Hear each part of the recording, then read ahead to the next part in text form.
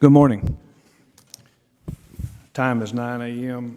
Welcome to the Thursday, April 24th, 2014 meeting of the Board of County Commissioners. Please make your way to your seats, and please ensure that your phones are on vibrate or some other mode that would prevent them from interfering with our meeting. First on the list, Pastor David Rowan from Faith Baptist Church is going to open our meeting with a word of prayer. Pastor.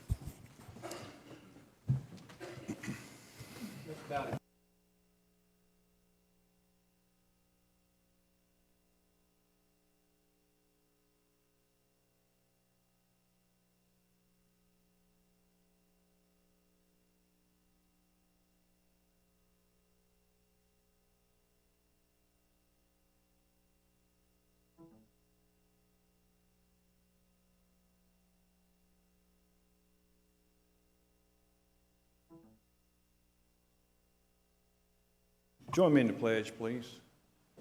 I pledge allegiance to the flag of the United States of America and to the republic for which it stands, one nation under God, indivisible, with liberty and justice for all.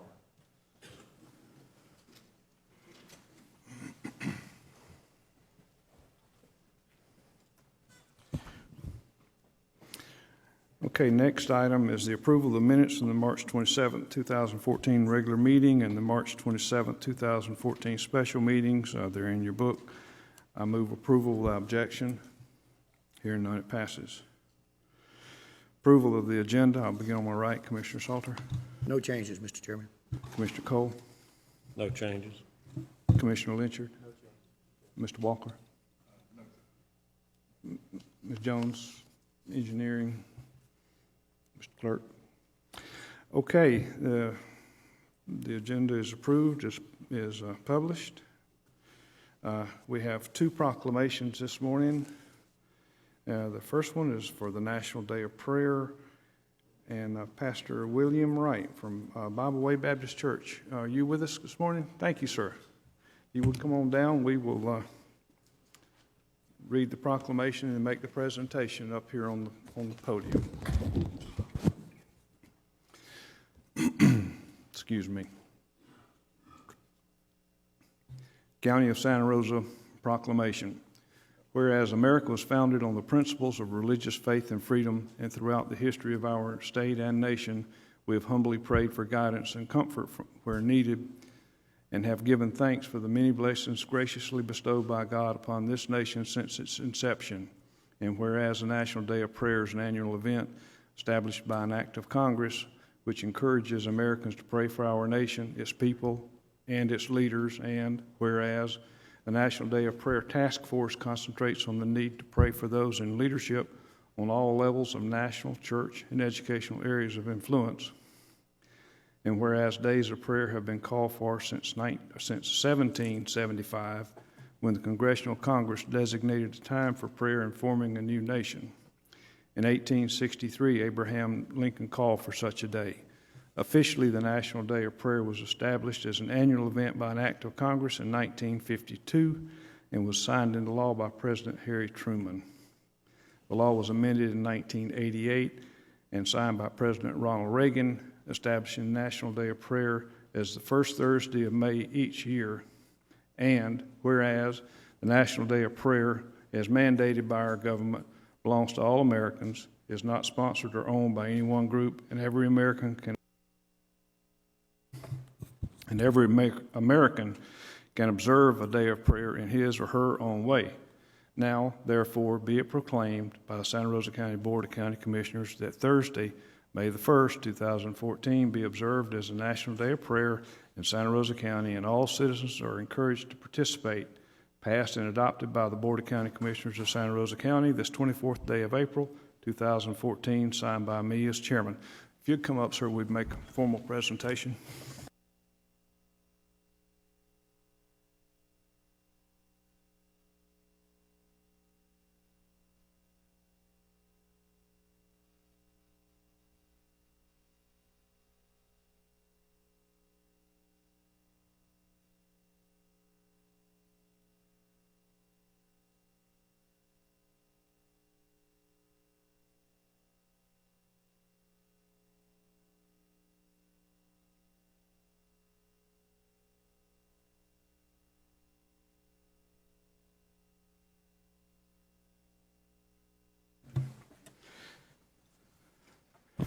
Next, we have a proclamation for Fair Housing Month, and Becky Cato will be accepting.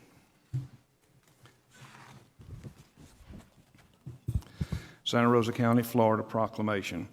Whereas the month of April has been designated as Fair Housing Month by United States Department of Housing and Urban Development, HUD, Office of Fair Housing and Equal Opportunity, and whereas the Fair Housing Act enacted on April the 11th, 1968, represented the final piece of legislation generated by the Civil Rights Movement, and whereas the Fair Housing Act made many of the discriminatory housing practices illegal, and whereas the Fair Housing Act extends a further guarantee that all Americans, regardless of race, gender, color, nationality, religion, family status, or disability, receive equitable treatment in their pursuit of housing choices, and whereas Santa Rosa County is committed to ending housing discrimination, and now, therefore, the Board of County Commissioners of Santa Rosa County does hereby proclaim the week of April 28th, 2014 as Fair Housing Week in Santa Rosa County, and encourages all citizens to better understand their rights and to take advantage of the informational resources that are available at the county's Housing Program Office located at 6051 Old Baghdad Highway, Suite 201 here in Milton. Board of County Commissioners, Santa Rosa County, Florida, signed by me as chairman. Becky, would you come up and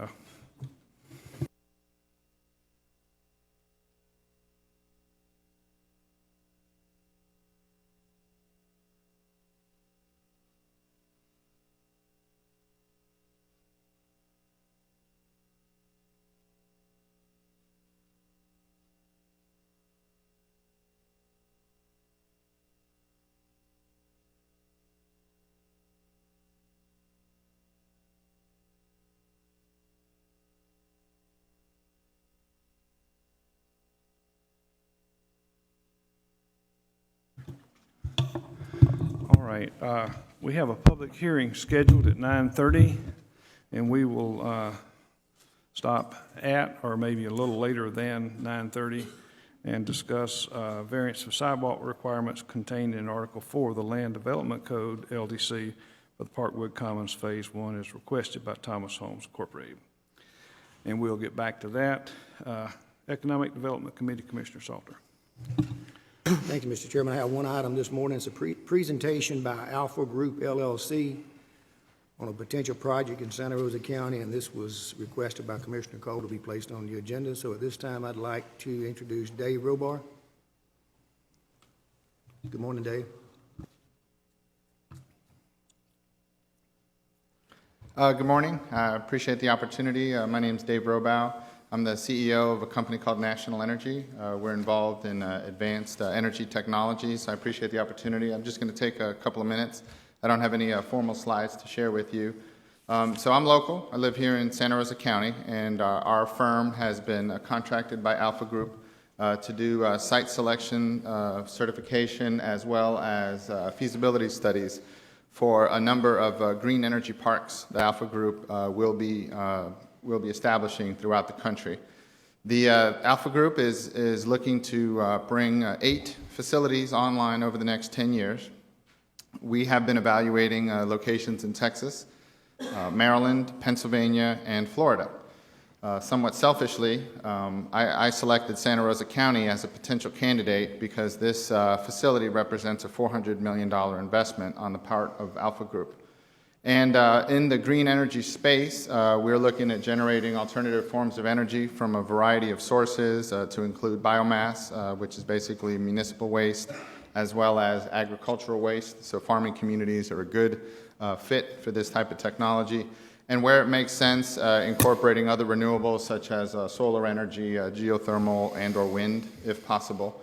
So the company is in town this week, so I'm joined, number one, with my partner, Fidel Karanovic with National Energy, and then I have 2 gentlemen from Alpha Group, Oscar Padilla and Peter Zamiri, who are here in town working with your economic development officials, looking at some potential sites. So I'm just here to kind of introduce the team. Like I said, we're available for questions. I can leave some materials if you want some materials that you can follow up with. But other than that, I don't really have a formal presentation, just really here to introduce the team. Okay, any questions from the board? Here again, welcome, and my recommendation would be obviously just to continue to work with Shannon as a potential project. Great. All right, Okay. thank you. Thank you. Thank you. Mr. Chairman, that concludes my report. Thank you, Mr. Chairman.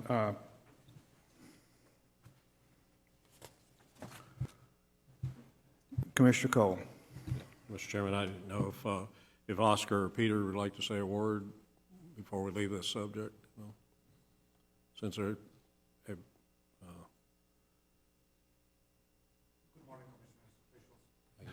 Turn the light on, Oscar. Push a button and you'll get a red light. There you go. It is on, sir. We just wanted to make this more like a meet and greet. We wanted to present ourselves, explain to the commission what we're doing here, why are we doing it, and just to let you know that in the future, if everything goes well, we would like to work with the community for the long term. That would be it. Thank you very much, gentlemen. Thank you very much. We appreciate your visit. Thank you. Okay, next is the Administrative Committee. We have 15 items this morning. Item number 1 is recommend a letter to the Florida Department of Environmental Protection and Florida Wildlife and Fish Conservation Committee regarding additional funding for the county reef projects funded by the Natural Resource Damage Assessment, NARDA. Mr. Walker, do you have anything you wanted to add beyond what's in the backup now? No, sir, just that these were the items that Mr. Boston and Ms. Harris had worked on at your direction since Monday, and so we have those letters, and they're ready for your signature. All right, sir. I move approval without objection. Hearing none, it passes. Mr. Chairman, Commissioner Cole? the other day we talked about possibility of Mr. Boston fulfilling a Absolutely, and the particular- staff is working on that now. I don't know if you had time to read your emails or not, but there's traffic back and forth, and I think we've just about gotten that one Okay. tightened down. But yeah, Bob's a terrific volunteer resource, and we're getting him hooked up. Item number 2 is recommend renewal of the leases of office space with Santa Rosa County Kids House Incorporated for the Office of State Attorney and the Guardian ad litem at current rates. I recommend approval without objection. Hearing none, it passes. Item number 3 is recommend acquisition of conservation easements on the following 2 parcels adjacent to NAS Whiting Field on ongoing base buffering program funded by the Florida Defense Initiative and by U.S. Navy REPI funds. Parcel 1 is Beverly Craig Fortnott, a 24-acre parcel with an appraised value of $92,000, and James Frank and Marguerite Page Skinner, 12.29-acre parcel with an appraised value of $50,000, and we went over this Monday in some detail. I recommend approval without objection. Hearing none, it passes. Item number 4 is recommend amendment number 5 to an agreement with the U.S. Navy for encroachment in the vicinity of NS Whiting Field. We have Mr. Randy Roy with us, but I think we're pretty well up to speed on this. Anybody have any other questions or things they need? I recommend approval without objection. Hearing none, it passes. Item number 5 is recommend assumption of the former Sandy Bottoms lease of a building on Navarre Beach by Deep South Investments, LLC. I recommend approval without objection. Hearing none, it passes. Item number 6 is recommend amendment number 3 to the Florida Department of Environmental Protection Coastal Management Program grant, extending Baghdad Mill Site project through December the 30th, 2014. I recommend approval without objection. Hearing none, it passes. Item number 7 is recommend allocation of $25,000 from District 3 recreational funds for maintenance of the Town of Jay recreational facilities. Recommend approval without objection. Hearing none, it passes. Item number 8 is recommend a triathlon event on Navarre Beach on Saturday, September the 13th, 2014, with a portion of the proceeds being allocated to Homes for Heroes. I recommend approval without objection. Hearing none, it passes. Item number 9 is recommend annual state aid to libraries grant agreement with the Florida Division of Libraries and Information System and authorize execution of the relevant documents. I recommend approval without objection. Hearing none, it passes. Item number 10 is recommend 2 amendments to the Human Resource Policy as recommended by the Human Resources Director. We went over that Monday. I recommend approval without objection. Hearing none, it passes. Item number 11 is recommend rescheduling the annual Municipal Services Benefit Unit public hearings on the 2014 MSBU rates to 6 p.m. Tuesday, September the 2nd, 2014. I recommend approval without objection. Hearing none, it passes. Item number 12 is recommend the following as recommended by the Tourist Development Council. First item is allocation of $10,000 to the Navarre Beach Area Chamber of Commerce Foundation for the 2014 fishing rodeo. The second is an allocation of $5,000 to the City of Milton to purchase portable stage, portable stage, and I recommend approval without objection. Mr. Chairman, question. Commissioner Cole? Is it purchase or rent? I thought the other day it was rent. Ms. Purchase? I think it was a purchase, but we will clear that Clarify up. that, yes. Yeah, we'll clear that up, but let's, we will go ahead and move this for approval without objection, and if it's rental versus purchase, would you get back to us and we'll get a memo out to everybody? I recommend approval without objection. Hearing none, it passes. Item number 13 is recommend the acceptance of resignation of County Attorney Angie Jones effective July the 31st, 2014, and authorize the staff to proceed with recruitment of that position with County Commissioner Lyncher designated to assist the staff. I recommend approval without objection. Hearing none, it passes. Item number 14 is discussion of authorizing the county attorney to pursue relief in the U.S. Bankruptcy Court from bankruptcy stay as a precursor to enforcement of contract to collect and process recyclables by West Florida Recycling Incorporated. I recommend approval without objection. Yes, sir. And certainly we need to do that. One of the things that I think that we need to do with that, and it's going to be painful, is I think we need to include at least suspension of the operation of our, I believe it's 17 recyclable collection sites around the county. I mean, the West Florida's kind of limping through this. They were limping through this contract as best they could before the bankruptcy, and this just seems to complicate things. They'll continue to collect the curbside recycling under contract in the south end of the county, but until there's some kind of resolution, whether either they become more stable and are able to actually service our sites, or there's another vendor found, or we start doing it, I think that we need to at least suspend. We don't need to be stopping and starting these recycling sites. And I know this is a huge undertaking, but I think we just need to suspend that, until there's resolution of this matter. I just don't know another way around it, or we're just going to be held hostage every week. Yeah, I agree, and unfortunately, we are between a rock and a hard place. So I recommend approval of item number 14 as briefed, and then do so without objection. Hearing none. Mr. Chairman? Yes, sir. I don't object, obviously, but Yeah. I was just going to do it in two steps, and then direct them to. Go ahead.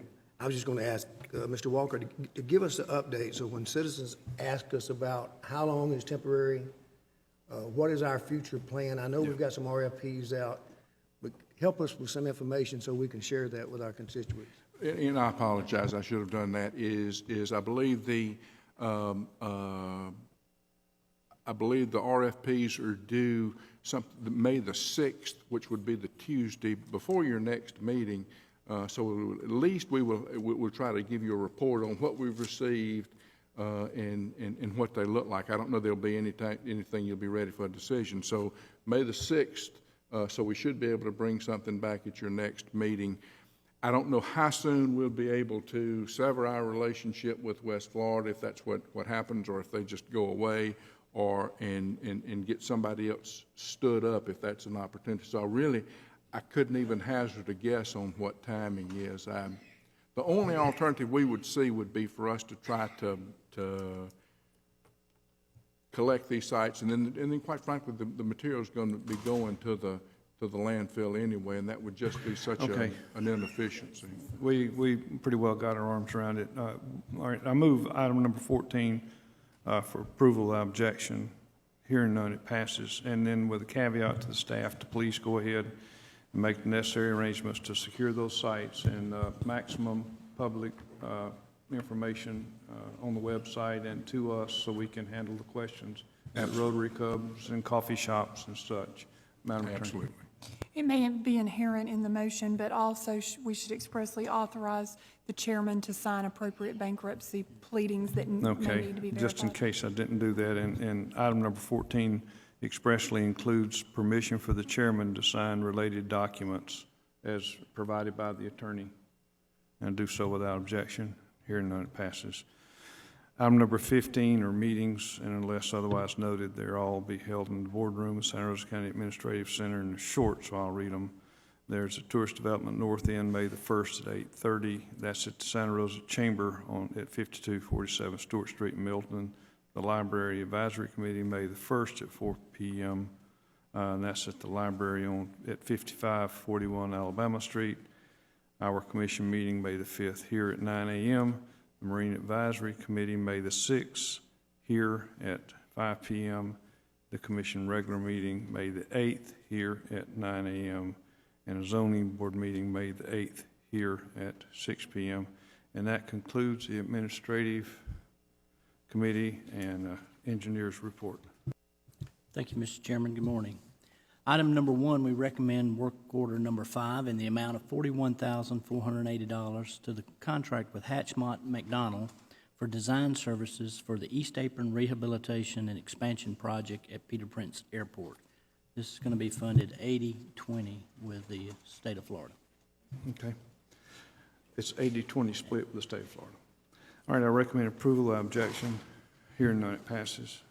Item number 2, we recommend change order number 1 to the contract with Panhandle Painting and Engraving, Inc. in the amount of $25,173.40 for the Navarre Beach Causeway Turn Lane Project. I recommend approval without objection. Hearing none, it passes. Item number 3, we recommend the contract with Volkert, Inc. in the amount of $62,811 for the engineering services for our industrial site selection certification for the Jeff H. Road site as approved at the February 13, 2014 board meeting. I recommend approval without objection. Hearing none, it passes. Item number 4, recommend the scope of services for the contract with Baskerville Donovan, Inc. in the amount of $399,820 for the Holly by the Sea drainage study as approved in the February 27, 2014 board meeting. I recommend approval without objection. Hearing none, it passes. And finally, we recommend the final plat for New Haven Estates, a 23-lot subdivision located in Working District 5. Recommend approval without objection. Hearing none, it passes. The only other item we had on Monday has been moved to the Budget and Financial Management Committee, item number 1. Okay, thank you, sir. And that concludes the Engineers Report, Public Service Committee. Commissioner Lynchard. Thank you, Mr. Chairman. Item number 1 is recommend bid from Kaiser Siding and Construction, Inc. in the amount of $9,850 for the ship emergency repair project at 4573 School Street as the low bidder meeting specifications. Further recommend allowing the total project cost and lien of $10,611.95, which exceeds the current maximum amount of $10,000 per emergency repair project. And I move that without objection. Hearing none, it passes. Item 2, recommend subordination of mortgage for ship substantial rehabilitation loan on property located at 4373 Pine Villa Circle, consistent with board policy. I move approval without objection. Hearing none, it passes. Item 3, recommend subordination of mortgage for ship first-time homebuyer loan on property located at 6495 Skyline Drive, consistent with board policy. I move approval without objection. Hearing none, it passes. Item 4, recommend variance to floodplain management ordinance requirements for property located at 7513 North Shores Drive in Navarre. I move approval without objection. Hearing none, it passes. Item 5, recommend proposal from Panaprint, Inc. in the amount of $16,697 for printing of 30,000 copies of the 2014 disaster guides based on comparison shopping. And I move approval without objection. Hearing none, it passes. And that concludes public services, Mr. Chairman. Thank you. Public Works, Commissioner Cole. Thank you. Item number 1 is recommend resurfacing the following roads in Working District 5 at an estimated cost of $134,797.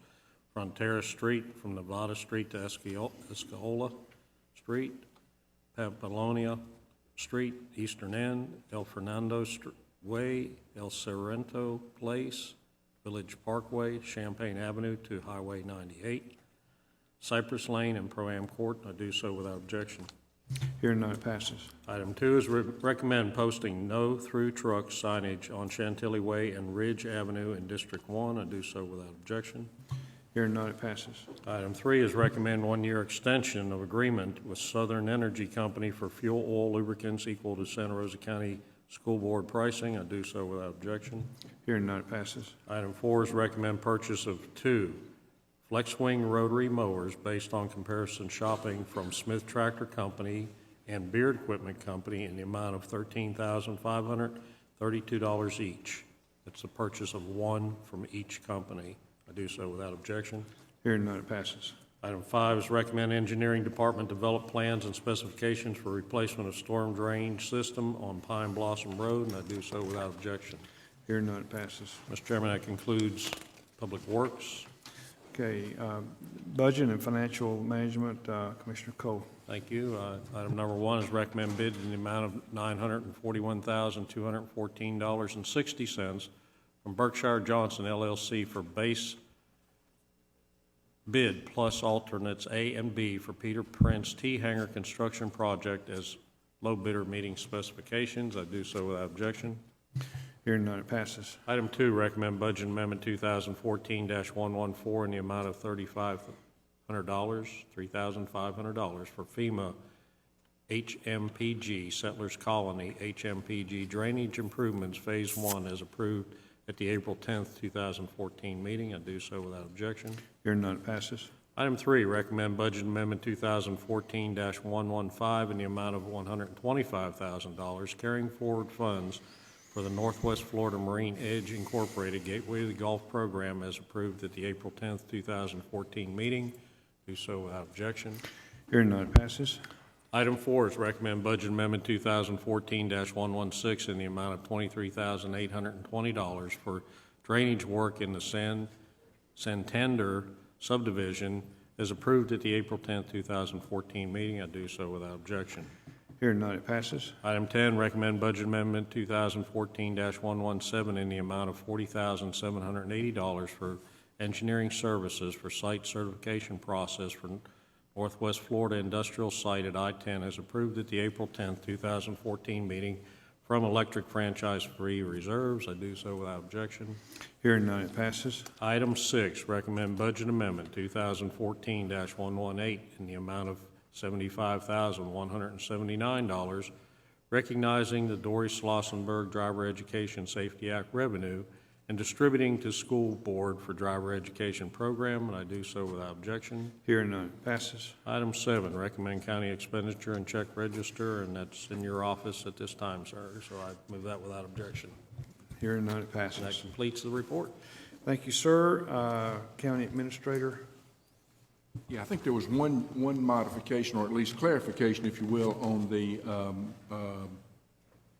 bid for the hangars at Peter Prince Field. If I could get Mr. Blaylock to articulate what I should have. Is that Public Works? No, sir, it's the first item on budget and finance. Yes, the reading should have been base bid A and base bid B. What we were doing is bidding 5 hangars and then a 10-hangar building, and then if we had enough money, we would award 15. We're fortunate we're awarding base bid A and base bid B. That's what we approved as base bid A and B, is it not? Yeah, that's what we approved. Well, it's just a matter of the wording, Commissioner. Okay. It says alternates A and B, and they were titled base bids A and B. Oh, okay. They're All the right. only A's and B's in the package, Oh, but okay. just for clarification. Well, right, that's out of an abundance of caution is right. All right. And County Attorney? All right, before we go to the public forum, we're going to go back and have our public hearing The time is 9:30 by that. Let's see what the satellite thinks. I can't see it on mine, but it says it's 9:30. All right, public hearing on the variance of sidewalk requirements contained in Article 4 of the Land Development Code, the LDC for Parkwood Commons Phase 1 as requested by Thomas Homes Corporation. Who's going to lead this? Mr. Walker or? Yes, sir, we talked about this somewhat on Monday. The request comes from Thomas Homes Corporation, who has bought approximately 47 lots in a subdivision, and is requesting that we vary the Land Development Code requirement that sidewalks be installed throughout the subdivision. He has already constructed 4 homes of the 47, 2 of which I think he's installed sidewalks on. There are 6 other lots with 6 homes already built and already owned by 6 different folks, already built with sidewalks on them. Problem being the sidewalks as constructed are not ADA compliant, and there are some grading and engineering issues that Mr. Henry tells us would make it perhaps impossible, certainly costly, to finish out the subdivision with those sidewalks. So it's his request that we eliminate the requirement. And there were there was an awful lot of discussion, and I remember asking for clarification of whether or not we would inherit some of this ADA liability ourselves by waiving this or failing to direct the builder, D.R. Horton, I believe it was, that may not be correct, but whoever the original builder was that failed to put in the ADA work, we don't want to inherit any of his responsibility in this transaction here. So that's what I want you to. No, sir, no liability on our part unless we were to accept the roadway and drainage system Right. for maintenance, which is not part of what is being requested today at all. That's something that could be Right. a request in the future. And okay. I would advise not doing that All right. if the sidewalks are not ADA compliant. And as to going back to that builder and directing that builder to go back and correct his mistakes, what was your recommendation for that? Our licensing board could look at that because it was a requirement that the builder did not meet, and the building board of adjustments could go back and look at that. I think that we need to, and this is a suggestion for this board to digest, I think we need to direct our licensing board to stipulate they need to do that and then see what falls out from there. But again, I'm a layman, but I feel that that's a very wise course to take, that we go back and tell them to straighten out their problem. They may not do it. We may not have the authority to force them to do it, but we will have demonstrated the fact that we feel like it's their problem. It's not our problem. Our problem was that our inspectors missed it. We fixed our problem. We've done additional training. We've purchased additional equipment, and we won't miss another one. But their problem is that they install these things that are not ADA compliant. I think we need to make an effort to have them corrected. Anybody else? Mr. Chairman? Yes, sir. Just for clarification, we're being asked to approve a variance to not require sidewalks in this subdivision. Part of the problem's been, what are we going to do with the existing ones? At Monday's meeting, if I remember correctly, Mr. Henry said that he would go in there and take out the non-compliant sidewalks in order to make that subdivision eligible for county maintenance of the roads and the drainage. So as we approve this variance, is that going to also include taking out those non-compliant?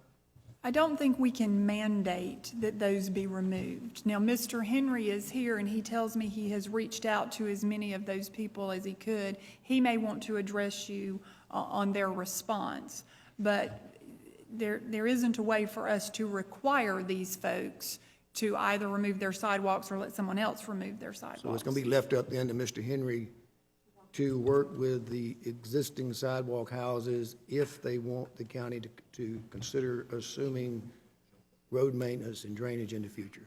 Yes, sir. On that clear? Yes, sir. Thank you. What's the pleasure of the board? Mr. Chairman, Commissioner Salter? I would move approval of the variance. Without objection. May I don't know if there are members of the public here to address this. I don't know. We'll, all right. Commissioner Cole, you might want to hold your comment. I don't know. You have the floor if you want it, but I think. I just want to make sure we hear from Mr. Henry. Right, and that's where we're going right now. We've kind of briefed the crowd here as to what we're dealing with. Is there anybody with an input from the public? Yes, sir. Name and address for the record, please.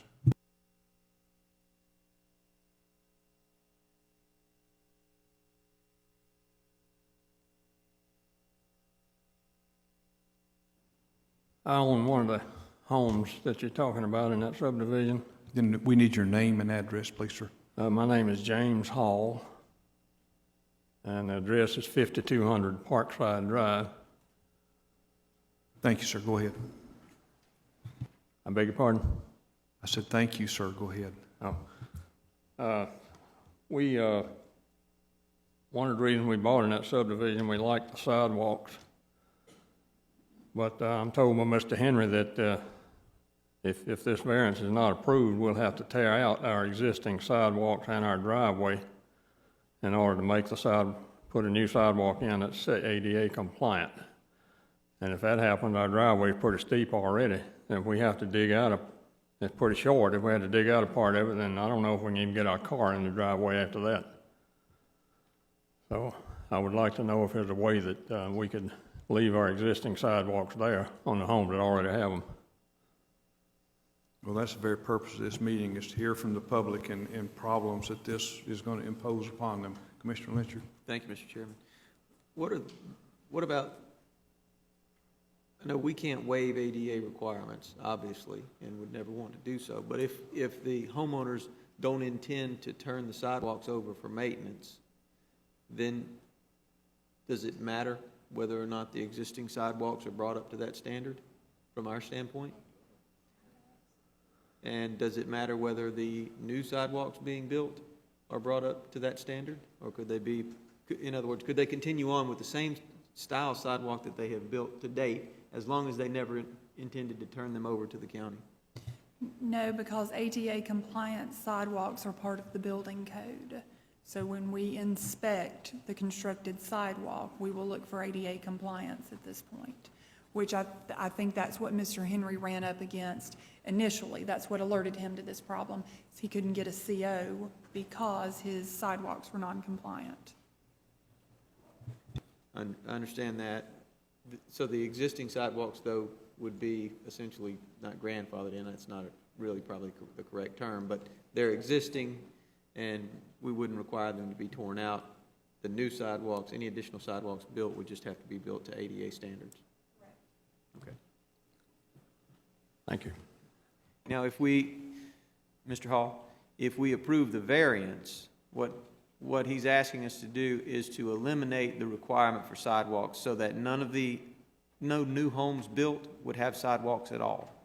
Understand. So the only sidewalks would be the ones on those 6 lots. The ones already existing, yes.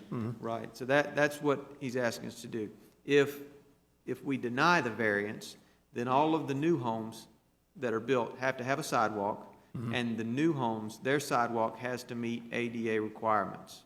Right. The existing sidewalks, we can't require you to tear those up, okay? You just wouldn't be able to turn them over to the county down the road for maintenance. So the homeowners association or the owners there would be responsible for maintaining your own sidewalks. And roads and drainage. And the road, you say? And the roads. Yes. All right. Okay. So that's the question. Do you want sidewalks in your neighborhood or not? Yeah, okay. And how bad do you Well, I want do them? like sidewalks, and I feel like if we tear the sidewalks out, my property will be worth less than it is now, so. Yes, sir.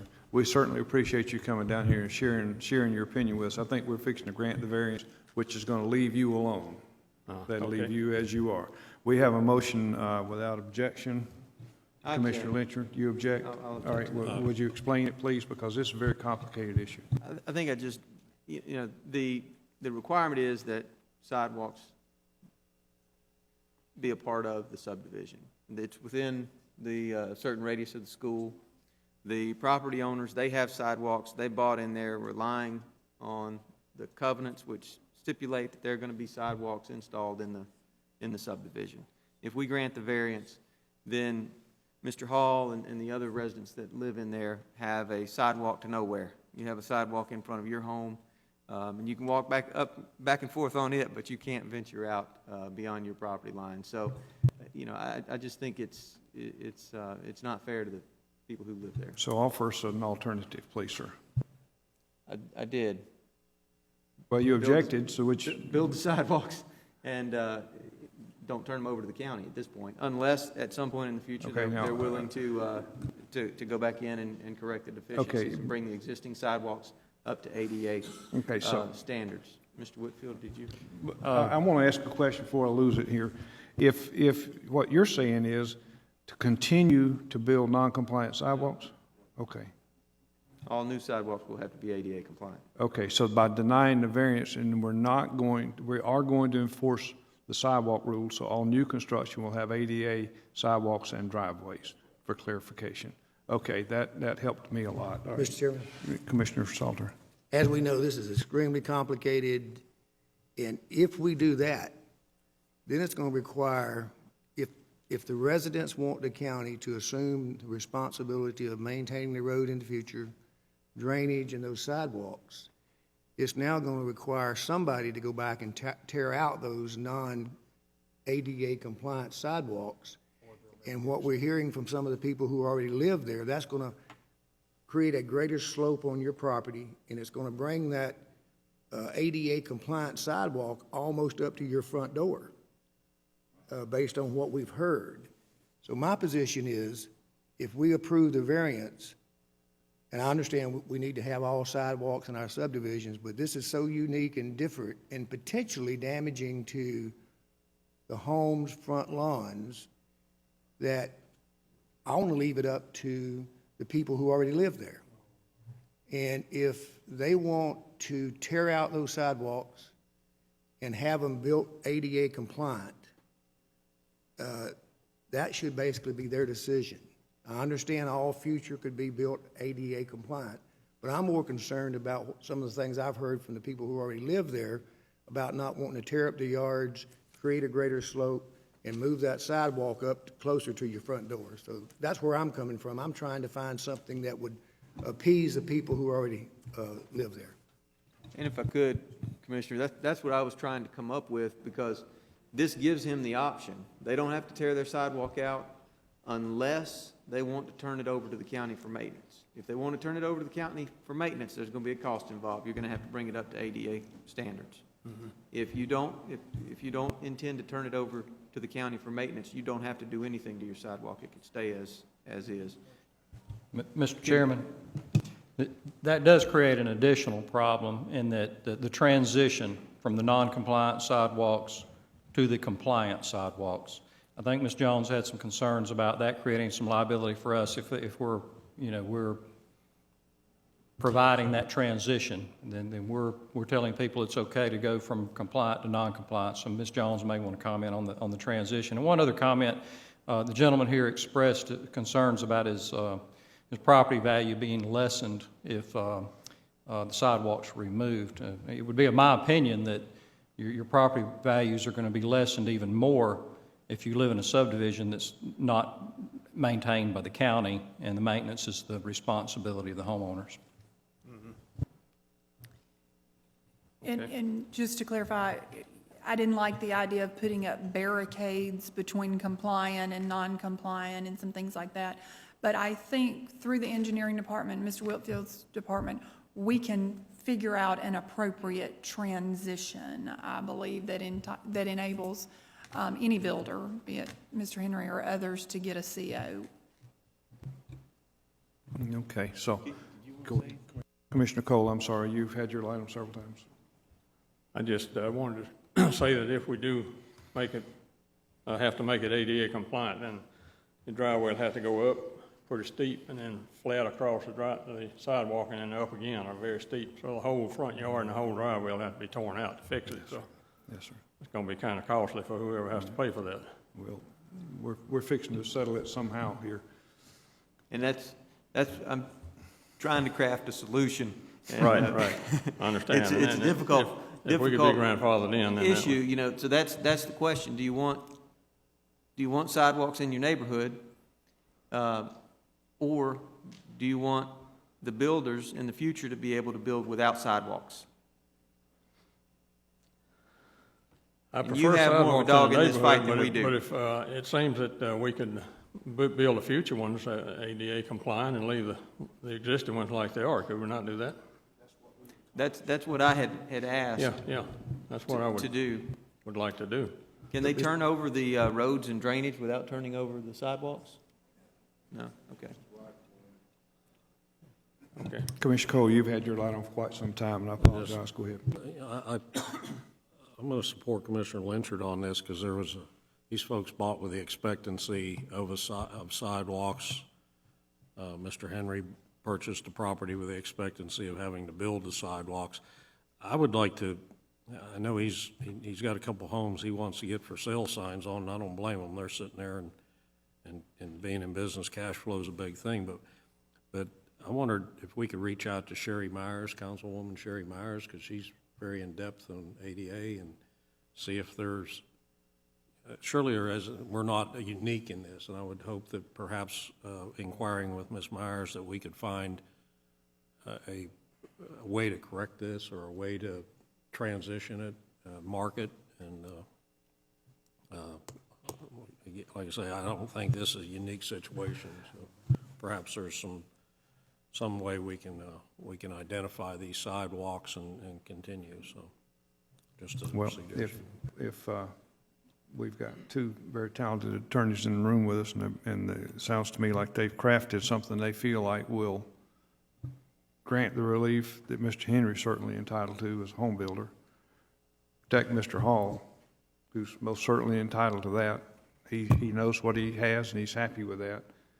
And the county doesn't put itself in the middle of the situation by buying part of this problem, because it's, we don't want to be in the middle of an ADA problem. And we won't add to or take away from the problem by, if we deny the variance, Mr. Chairman? just let me finish my thought.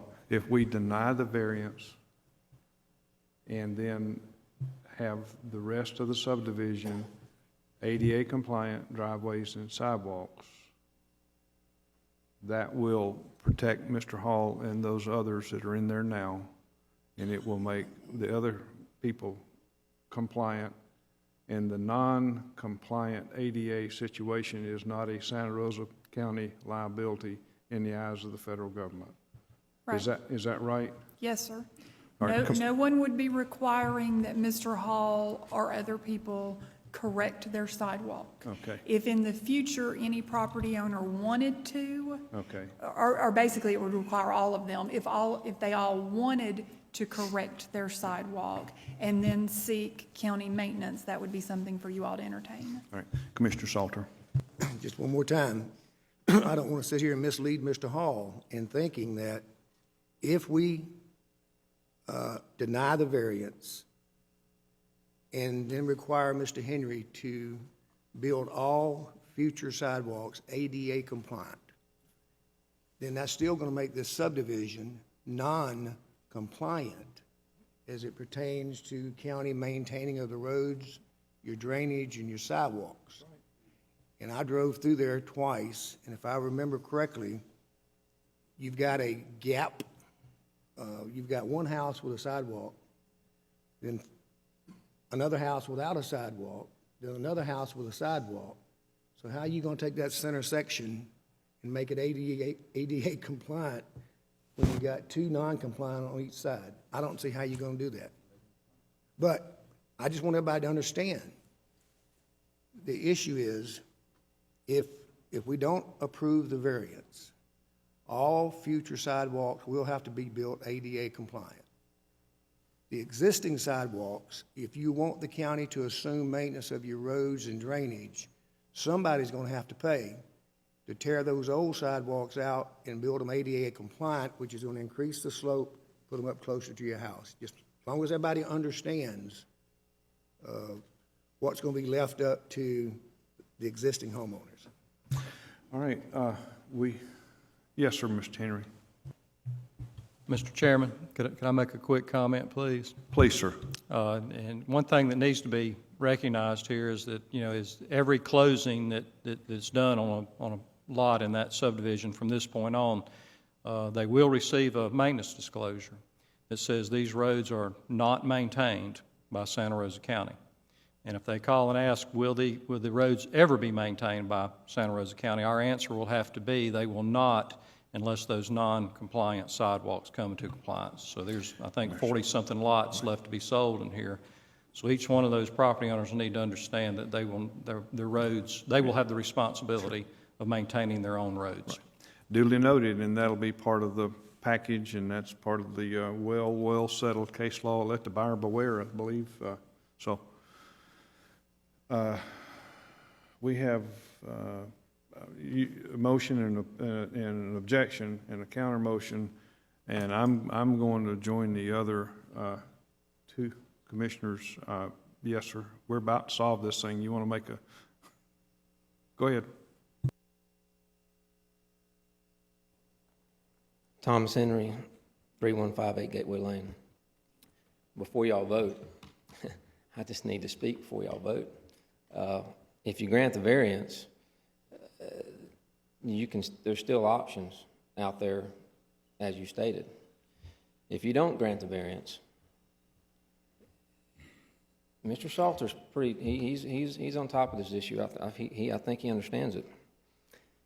If you don't grant the variance, you're telling me I have to put mine in their ADA sidewalks that are, that's what I got, the way I got to do them. When I do that, it's not going to match the existing sidewalks. Something's going to have to happen there. The 6 people in there, they're not responsible for that. They didn't do anything wrong there. But that's what's going to happen. You're going to have mine in there, and it's not going to match the ones that are there, unless you tell me to do mine wrong to match theirs, which, but that's what you would have to tell me. Otherwise, I'm going to do mine ADA and straight across the board. It's not going to match what's there. Something's going to have to happen there, because, you're setting yourselves up for a bigger issue by doing that. If you grant the variance, there's no lose situation, nothing happens to the county. Otherwise, there's consequences with everything else. I don't agree with some of the statements that the county does not have some liability here.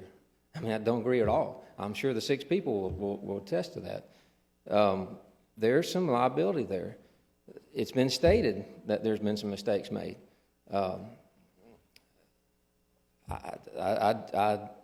That's something I think you guys need to take into consideration. The variance is not going to affect any of that, but not granting a variance, it would. A couple things I kind of want to make sure is clear. There are adjoining sidewalks. That's going to be an issue.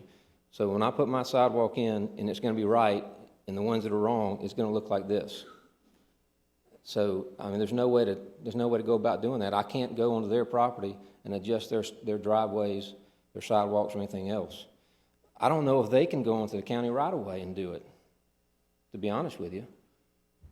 So that's going to be an issue. There's no way of getting around that. There was another statement made that, according to the LDC, the sidewalks are required. Sidewalks were not required at the time this subdivision and plans were approved. I want to make sure that's clear to everybody. They understand that. Sidewalks were not required in here. And they're not required in the subdivision on the construction plan. They were on the construction plans, but they weren't required at the time because the Land Development Code didn't require it. So I just want to make sure everybody understands that. That's, they weren't required at the time. So granting a variance is not going to grant something that people had to do at the time. It's just going to grant something that, they chose to do and didn't have to do. So it was not a requirement. I just want to make sure everybody understands that.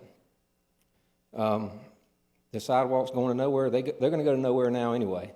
The quarter-mile provision really doesn't apply to this property because there's a strip of property that's in between where this would be in the school that is impassable. You can't just require, it has been requested for a easement to go across that property, and it's been denied. You know, there could be a railroad track across there, and I don't think nobody would be, you know, talking about kids going across a railroad track to get to a school. Blackwater River could be there, and it, you know, and it'd be the same situation. It'd actually be easier for the county to go across Blackwater River than it would be for a private piece of property. So the sidewalks go nowhere anyway. In order for these sidewalks to go somewhere, the kids would have to come out and walk down Schmuckle Highway to get to the school, which is, you know, half a mile, 3/4 a mile. I don't think anybody wants to do that. And as far as the county road issue, there's a lot of people, you know, I'm sure the 6 people thought the road was county maintained anyway. You know, I don't necessarily agree with that stance either, because there's a lot of I don't own the road. The homeowners don't own the road. I don't know who owns the road. But I think you need to ask yourself, if a 50-foot hole opened up in that road today, who would take care of it? Because apparently nobody owns the road. But the county shows ownership. They also show ownership of the holding pond. And there's plenty of instances, and I'm sure, you know, there's going to be people that's going to say something different. But there's a lot of information and things in here on these plans that say that the county's going to own this road. So it's kind of a catch-22 where you're at. The variance is not going to stop any of that. By not granting a variance, it creates a whole lot of issues. And you know, there't nothing to worry about with a variance. There are consequences with everything else. And you know, going back to a builder who built something 4 years ago that got approved by the county, I wouldn't recommend that. Don't think that's the right course of action, and I don't even see it going anywhere. Because not only would you have to go to that builder, you'd have to go to hundreds and hundreds of other ones that happen to have the same situation out there. So I just don't see that being an issue. So the point being is, what's there is there, and it's not going to get resolved by anybody else. It's going to be a county issue if it comes down to that, or either, you know, the variance can make it go away, and it's a non-issue. But I don't, you know, I'm not sure. I'm just trying to make sure everybody understands the issues here. I'm trying to be as nice as I can about it, but it's not necessarily as simple as saying we're just going to not do the variance. I got to do mine. Everything out there from here on out and the 6 are going to disappear and not affect anything. There's a whole lot more to it than that. Commissioner Cole. Mr. Henry, if I might, that you were going to contact the homeowners, and I wondered how many you were successful with. Talk to Jim here.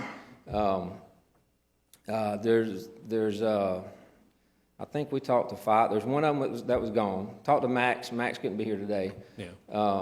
He didn't indicate that the one that we didn't talk to would have a problem with anything. Didn't talk to one of them. So that's 5 left. Out of that 5, 3 of them definitely. I don't think any of them want to see. None of them want to see their driveway affected. I mean, none of them want to see their driveway change or affected or anything like that. 3 of them, didn't have any problem with the variance. Signed something saying such. I wasn't sure what, Jim. I wasn't sure where he was. I don't think he wants to see his driveway affected. But the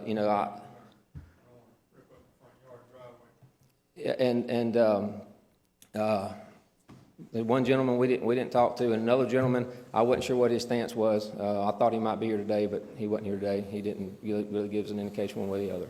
But none of them want to see the driveways affected. And that's part of the situation. We can talk around that, but that's gonna, if that happens, that's gonna have to happen. I mean, that's gonna have to happen. And it's not an easy fix. And as he said, it's going to create a situation for these folks on the driveways. I mean, we can talk about that not having to be done. It's going to have to be done. I mean, it's going to have to be done. And it's going to be a tougher resolution than the variance. The variance, there's an option there, and you don't lose nothing with a variance. But if you go the other way, then it's going to require those 6 to be addressed. I can address mine, but when I address mine, it's going to affect the problem on the other 6. And so, I mean, none of them want to see the driveways gone. And none of them really have a problem with the sidewalks as they are now. You know, they don't want to see them change, you know, but that's the problem. You know, if it has to change, it has to change. So. Okay. So we have a motion. Mr. Chairman. Mr. Chairman. All right, first Commissioner Cole, then Commissioner Salter. All right. I mean, this is a real rock and hard place and where we're put sometimes in the job that we do. I'm just going to put this out there as a suggestion. I talked earlier about, you know, finishing out those front 6 as is, the ones Mr. Henry's built, the ones that already do, and then identifying, since it's not sporadic all over this, that the front of this be finished out as is, and identified that, you know, that is ADA non-compliant with the signage, so that anybody using that sidewalk would be aware of that. I want to suggest that perhaps we table this. I'd be glad to get in touch with, or have staff get in touch with Ms. Myers and see if the ADA would supply Santa Rosa County with a letter stating, you know, that there's an understanding there of what's happened, and as long as it is properly and maintained, properly identified, would perhaps allow the county to accept it for maintenance and get us out of this situation. I don't know if that's available, but certainly ADA, I would think if somebody like Ms. Myers that has, and I'm not saying that our 2 attorneys don't have a lot of knowledge in what they do, but we all know that Ms. Myers is very avid with ADA and perhaps would be willing to look at this and put something in motion for us. It's just putting it out there, food for thought. Commissioner Lynchard. Just one question. We keep talking about if the county not being able to take the roads and sidewalks and everything for maintenance if these remain. If we grant the variance, we already have 6 segments of sidewalk out there. Can the county accept those 6 segments without maintenance, without being ADA compliant in the future, or do they have to rip those sidewalks out before the county can take that property over? They have to rip the sidewalks out. Okay. But that's all on the county right-of-way. That won't have any impact on the private property. By removing the sidewalks, it would, and granting the variance, then the subdivision could be accepted for pay road and drainage maintenance by the county, and that solves the problem. But the sidewalks would have to be removed. Even the existing sidewalks would have to be removed if we That's grant correct. if we grant the variance.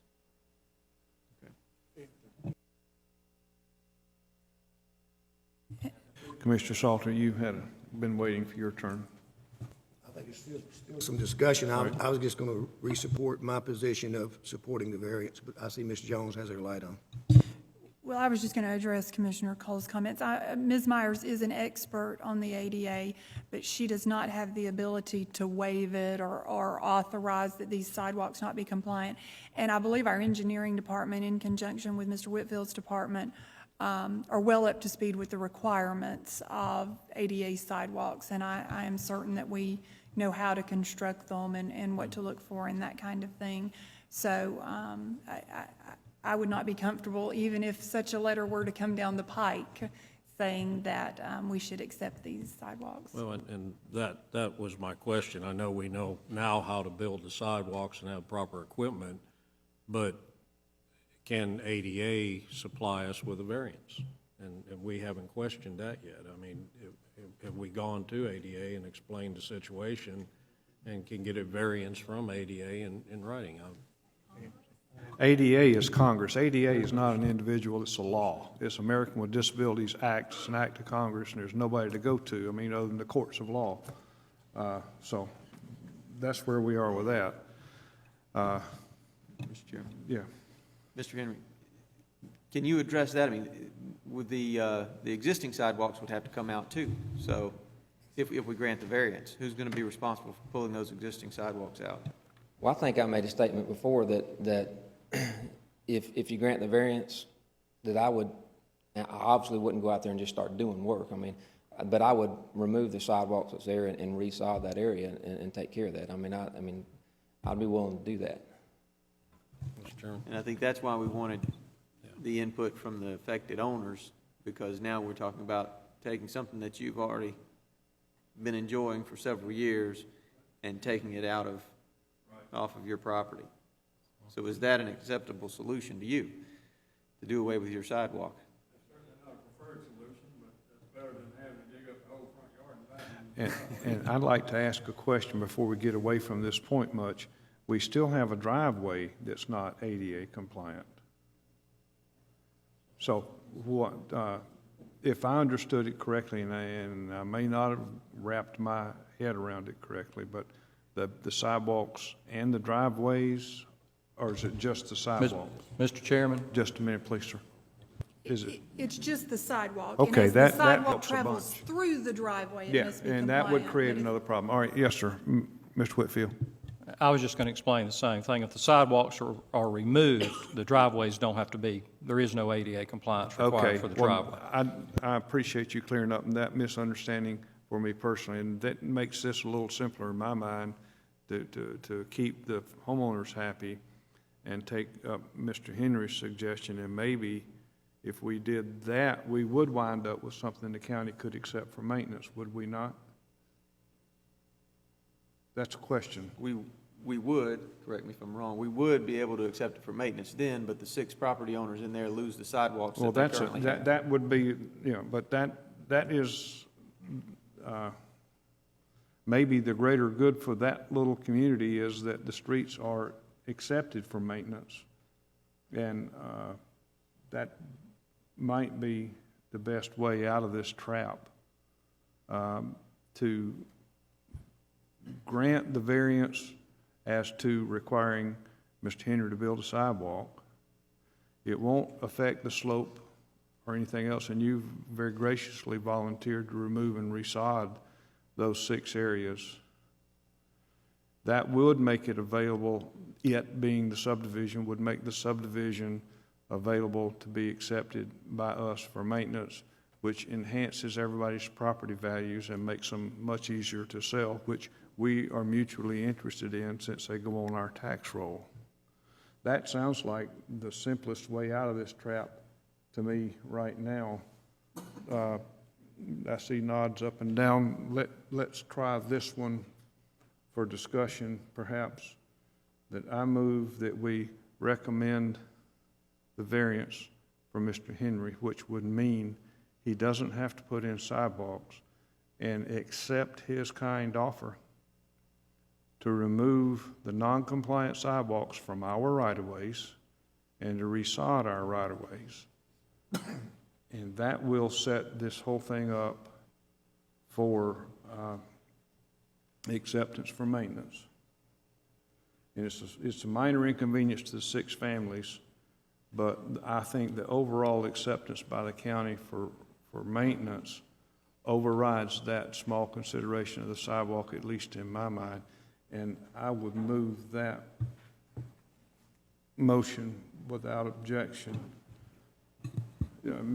Just a minute, I'll withdraw that. The attorney wants to make an input. I don't know that you need to withdraw. I just want to clarify something. I think the action today is grant the variance or don't grant the variance.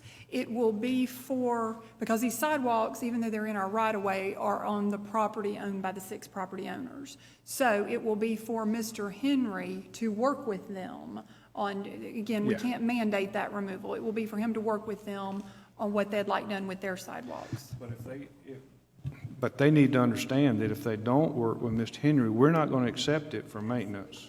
So I think we, Mr. Chairman. yeah, Commissioner Cole. I just want to make sure we're clear on this, though, because if one person says absolutely will not allow you to remove my sidewalk, does that mean we cannot accept it for maintenance? I'm not sure it's their sidewalk. Our county attorney just said that it is their property. Well, it's on our easement, but it's their sidewalk. Okay. They Jeez. pay you for it. It's on their property, and it's dedicated to the public on the plat, or the rights of way are anyway. Well, then it's the public side, you can't tell me that it's okay for Mr. Lynchard and Mr. Cole to walk on your sidewalk, but it's not okay for Commissioner Salter and me to walk on it. So it's a public sidewalk, and it's on a right-of-way. That's kind of a, I'm sorry. Just But wanna but make it's sure across we're clear. across private property, The public sidewalk on private property. but there because of an easement. The sidewalk is there because of an easement. So All right. it's kind of a public sidewalk. Let me state it another Yeah, way. go ahead. Just so we got it on All record. right, Commissioner Cole. If one person refuses to remove that sidewalk, do they have the right to do so? Or does any one of them have the right to say, no, I do not have, regardless of what Santa Rosa County says, regardless of what Mr. Henry says, I do not want my sidewalk removed? Well, that's what I want to have on record. Yes or no? Can Can a property owner, regardless of what Santa Rosa County, if we pass this today, Mr. Henry goes to these folks and says, okay, this is the situation, he explains it all to them. Does that first question, does that property owner have the right to say yes or no? Yes. Yes, okay. Knowing that, if he's successful with everybody but one property owner that says, I do not, absolutely will not allow you to remove my sidewalk, does that mean the entire subdivision cannot be accepted for county maintenance? I would not recommend accepting that subdivision for maintenance. Okay. Mr. Chairman. And I would recommend they put up no trick-or-treater signs on Halloween. But go ahead. And that's Yes, sir, why, Commissioner Cole. that's why my motion was gonna be just approve the variance. And as bad as I hate to say this, let the homeowners figure out if they want to remove their sidewalks, keep their sidewalks, if they want their roads considered for county maintenance in the future. But just approve the variance to eliminate sidewalks and let the homeowners figure it out.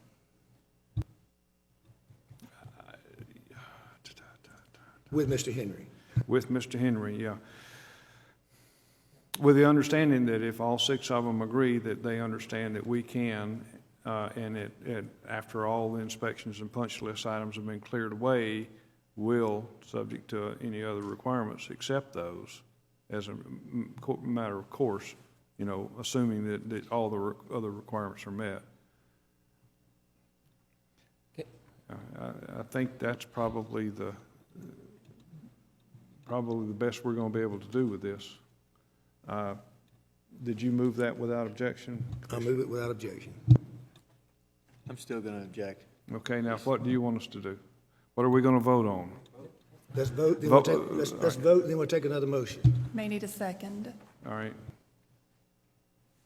I'm sorry. Well, he moved it without objection. Commissioner Lynchard has objected, and now we need. I need a second.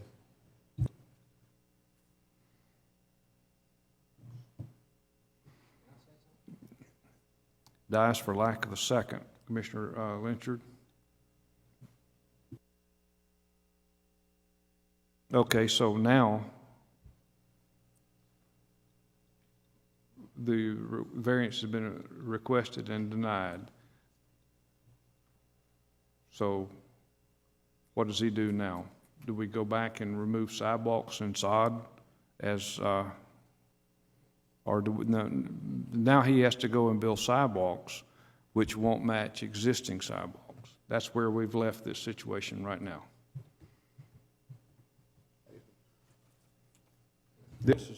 This is very, very, very confusing. Mr. Chairman, I'm going to just say that. That's going to be one ugly subdivision. Yeah, and it is a very confusing issue, and I wish there was an easy way that you could put it so that we could get a better grip, because that's not what I want to do. Personally, if I was the only one that was going to get the vote on this, I think your solution of pulling up the sidewalks and sodding it out, getting those 6 people to agree to that course of action is the best way to go. Mr. Chairman, and I agree with that, but the key part of that is getting the property owners to agree. If you get them all on board, I'm all for it. Okay. But we need them all on board, I think. Okay. Yes, sir, and then we're going to try another round after that. Go ahead. You're absolutely correct. Procedurally, how to get there is what we're struggling with. Well, when you stated a minute ago, they keep saying that they're not going to accept it. So, which means that the sidewalks, they're saying it's on private property. Let's don't go back and plow that. Let's. Well, but it matters. It matters, Commissioner, because if it's on private property, it doesn't have to meet ADA. Well, So, it's not on, it's, yeah. But you're exactly right, and they don't have to allow anybody else to walk across it. So it doesn't have to meet ADA. So if it doesn't have to meet ADA, why are we talking? But now they're saying it does have to meet ADA, Right. which means that it is a county issue. I would recommend that you guys go back and read the plats when they're recorded. Well. Okay, because the plat says that the street is going to be dedicated and accepted by the county. If No, all it of the doesn't say things, that. well, It doesn't say that. I'm just making a point. We're going to get this too tied up and confused if we're not careful, Mr. Henry. You know, Plat just, says that it's Miss- dedicated to the public. That is a separate issue from county maintenance. Plat says it's yeah, dedicated to the public. and will be accepted by the county for maintenance is based on, predicated on a whole bunch of other things being met. And one of those things hasn't been met, and that's why we're in here trying to find a solution to it. So just because it's it's printed on the thing doesn't fly. But if it's private property, it doesn't have to meet ADA. You're telling me I have to meet ADA on private property. So it either has to be No, one or sir. the other. No, sir, we're not going to go into these vague things. I'm saying that, and I'm not trying to argue with you, but what I'm saying is that if it's an easement across private property for public use, you can't tell this one he can use your sidewalk, but that one they can't. The public can use that sidewalk. That makes it a public sidewalk. That makes it subject to ADA. So we need to get the sidewalk out of the discussion. And bringing the sidewalks back in just puts us right back at the beginning again. And we were very close to getting this thing settled a few minutes ago. Mr. Chairman. Well, can I ask, Mr. Avis made a statement a while ago that, and I just want to make sure, because what I heard was correct, that the driveways wouldn't be affected because it wouldn't have to go across the driveways. Is that correct? My statement was that if the sidewalks on these six areas of non-compliant sidewalks, that were non-compliant, if those sidewalks are removed, then there has to be no change to the driveway. Okay. But if they're not removed, in order for it to get accepted, it would have to go across the driveway. Yes. If all right. they have to come into compliance, which is going to require a modification to the driveway. Okay. And there again, the variance, you're approving a variance is not approving something that wasn't available already. I mean, you're not doing something wrong. You're not doing something that wasn't available. Mr. Chairman. A variance was already there.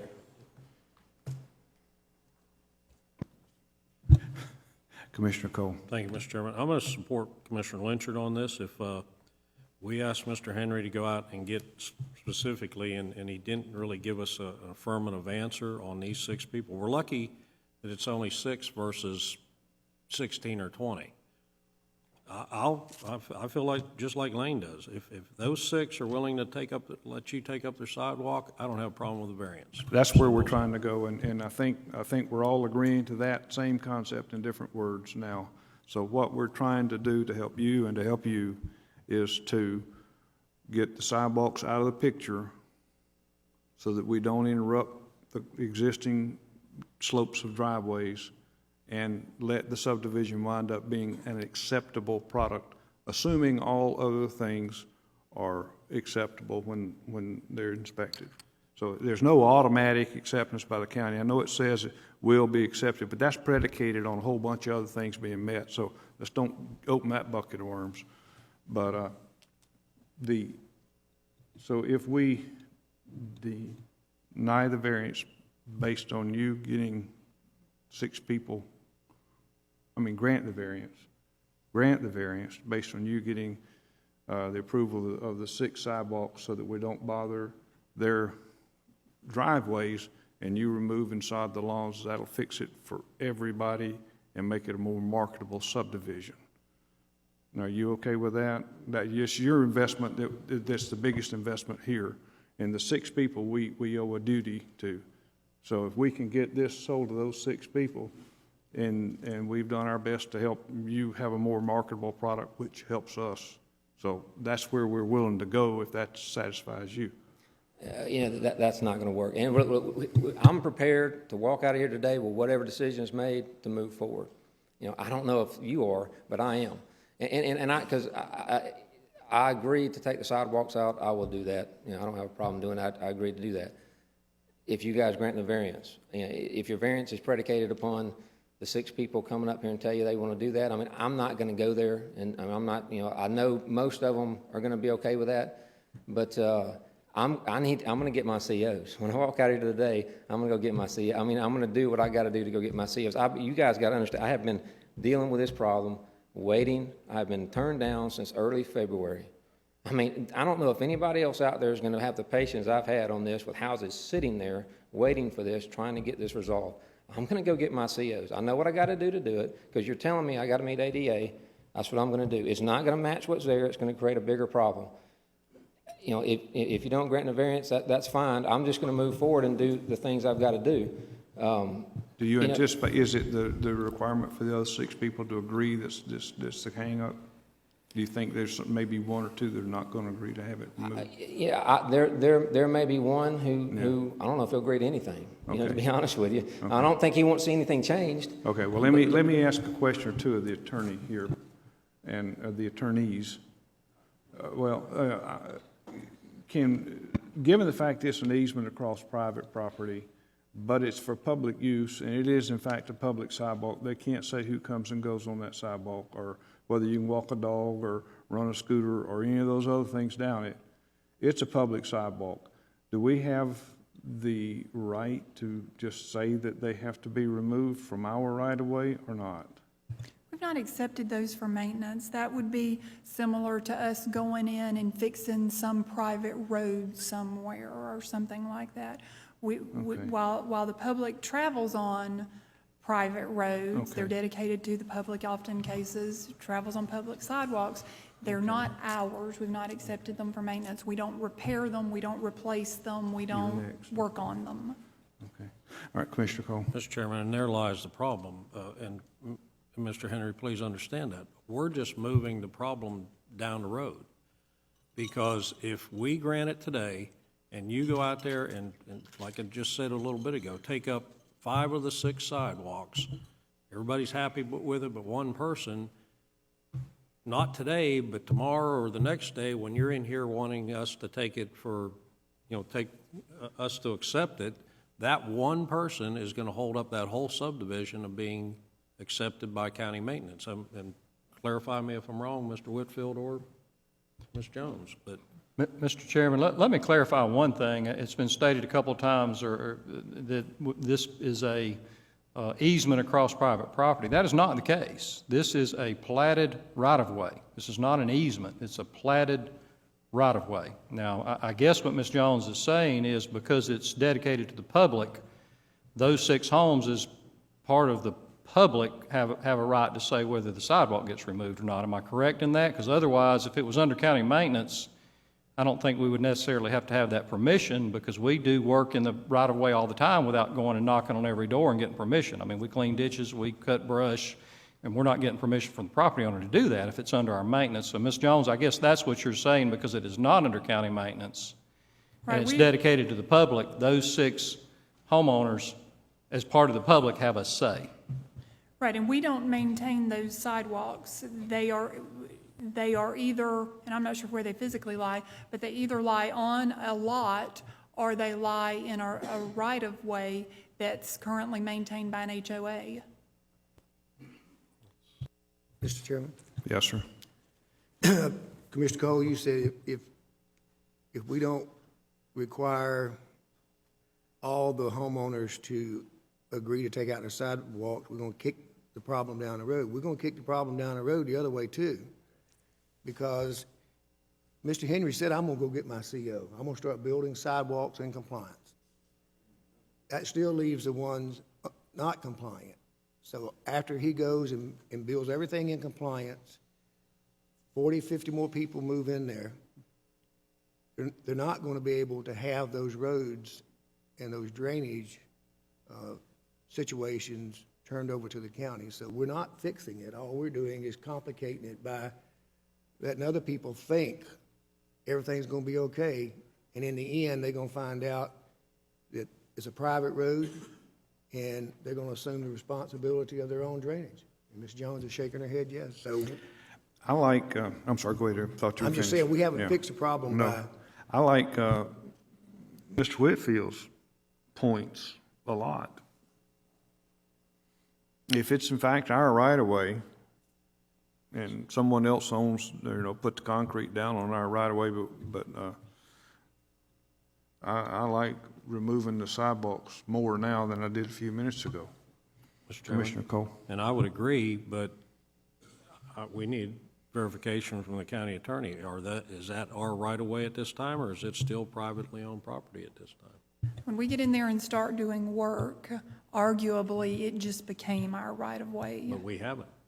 We're talking about going in and taking out sidewalks. Well, yeah, okay. But I mean, That's a simple solution. If that's, I appreciate that input very much. If that's county right-of-way and we go in there or we authorize Mr. Henry on our behalf to go in there and remove those sidewalks and resod it, then we've just fixed the problem. Makes the roads acceptable to us for maintenance, all other things being equal. I like that a lot. Commissioner Lynchard? And I think that was Ms. Jones's point. If we go in there and remove that sidewalk, all of a sudden, we've bought ourselves a bunch of roads. We've accepted them for maintenance, regardless of whether or not they come up to our code. Prior to What any about, inspection? let me say this. If we grant the variance, and this is not a perfect solution for you or any of the other owners, or for you probably. If we grant the variance, expressly stating, if you don't either put ADA compliant sidewalks in everywhere, or pull all of the sidewalks out that are already there, we're not going to take it for maintenance. The county in the future is just not going to be able to take it for maintenance. You understand that now. We grant the variance. Your sidewalk is there. If you ever want to turn your roads over to the county, you'll consent to having your sidewalk removed.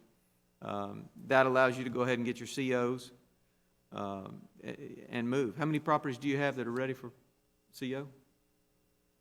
We have 4 properties ready for COs. That's what I thought. So if we grant your variance, you don't have to build sidewalks, but just know that we're not going to accept the roads for maintenance. And as far as the subdivision, there's nothing major as far as the subdivision. I mean, when we talk about the subdivision, the roads being, there's nothing major. I mean, we're talking, everything's fine with that. You're talking about some grass cutting, maintenance type of things. There's no major items out there, so there's no deficiencies per se with the subdivision and development. The variance only gives me the option of not doing the sidewalks. I remember that. It's not, granting a variance is not mandating that anything's going to happen. It just is giving the option there to take the sidewalks out. So that's all it's doing. You're not doing any major, work with that. It's just the variance giving somebody the option to do it. And with that option, comes that availability. Yeah, the issue's still there with the existing sidewalks, and I've said what I would do with that. But this is just an option to not put the sidewalks in. I can still put the sidewalks in if I wanted to. It's just an option not to. Okay. Mr. Chairman? Yes. But Mr. Henry, I just want to make sure to reiterate what I heard from Commissioner Lynchard. Everybody, those 6 people and everybody you sell to here on have to understand that until those 6 pieces of sidewalk are removed, that we will not accept that. And I think Avis mentioned the other day that would be a document that was in their purchase. I believe, okay. So just, I understand your position on that. I mean, I may disagree with that, but I understand your position on it. Sure. And all I'm here today is to ask for the variance, just for an option to remove the sidewalks. It's not mandating sidewalks, maybe it's just an option to be able to remove them. So that way I can get my COs. Okay. What happens with the 6, that's not going to get resolved tomorrow. No. I'm going to go get my COs because I know now, where I'm at. What happens with the 6, if they'll agree to let me remove them, and the county, allows me to go out to remove them, I'll remove them, and everything goes away. If they don't, I don't know what happens, but it doesn't it does give the availability to move forward. You know, without that, what's going to happen is I'm going to go put mine in according to what I have to do today when I leave here, which is ADA, and, you know, I don't want to go put stuff in I'm going to have to tear out again. You know,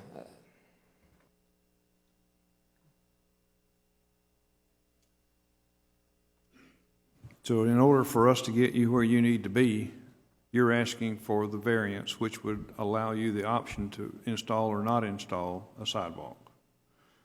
And with that option, you're willing to remove the existing sidewalks and sod it.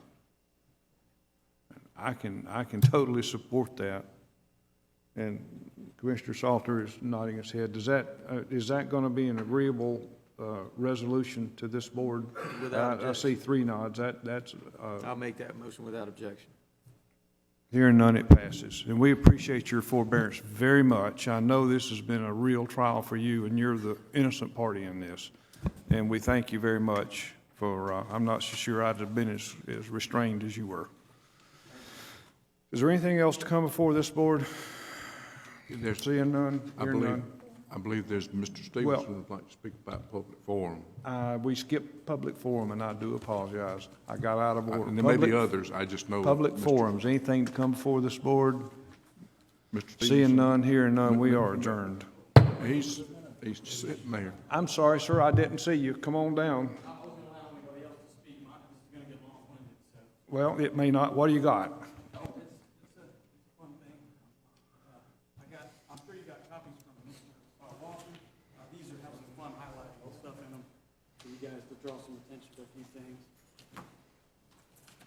I also got a couple videos. I'm not sure if they've got them. I've got them on flash drive. They'd like them as well.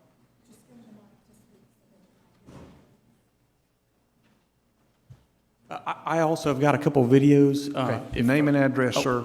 Daniel Stevenson, 3165 Duke Drive, Gulf Breeze, Florida, 32563.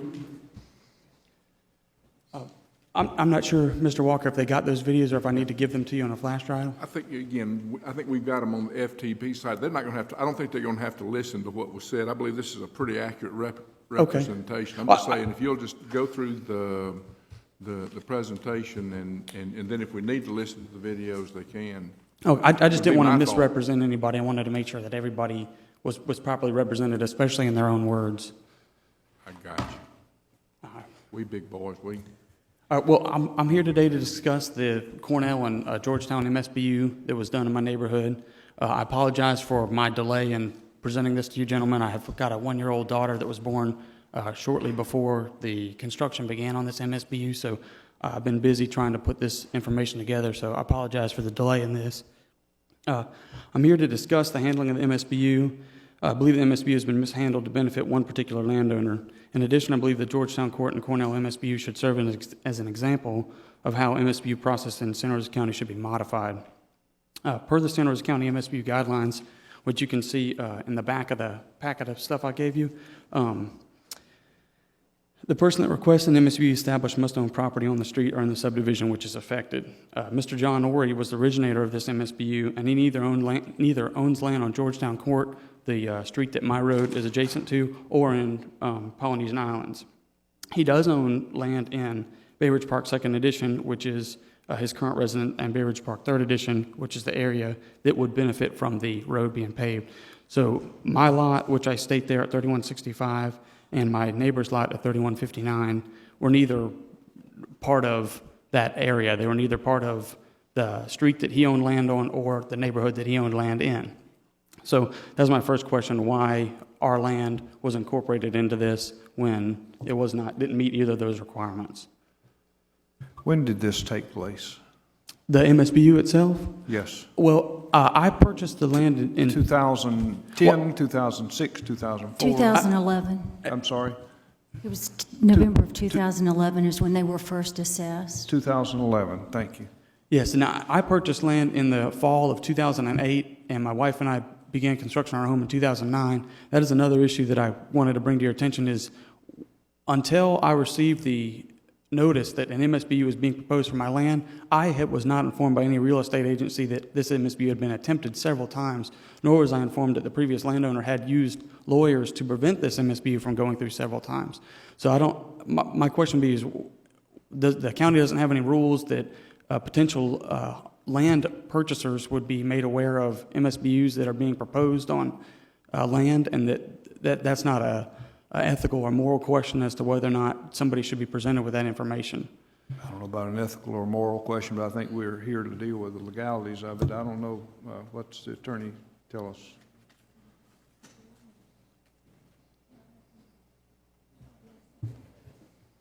I mean,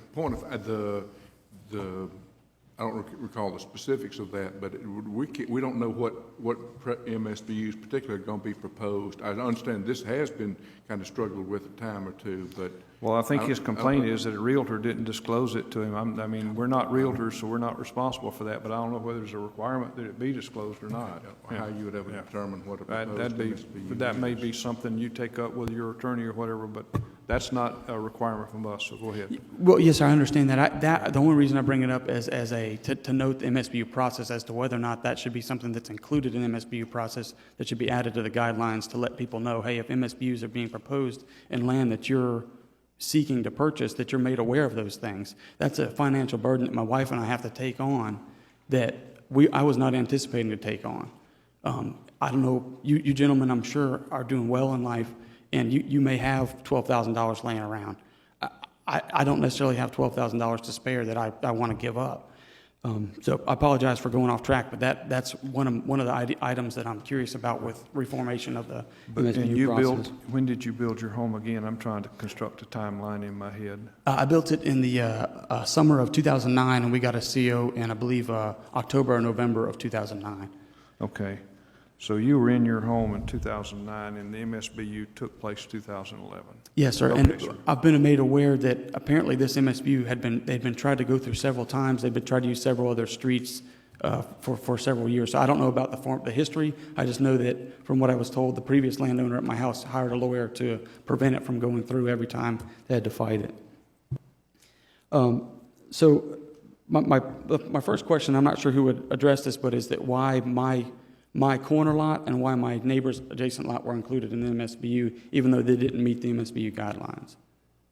There was a rate hearing held, and when this was approved, there would have been a rate hearing.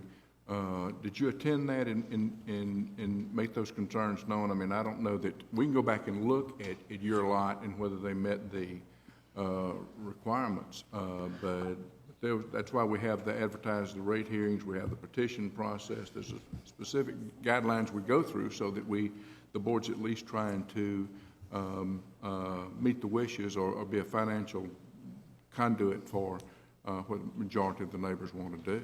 Well, I was informed, if you look to the very last document that I included in that packet was the letter I received from Mr. Ori. You can see there it's dated March 14th of 2011.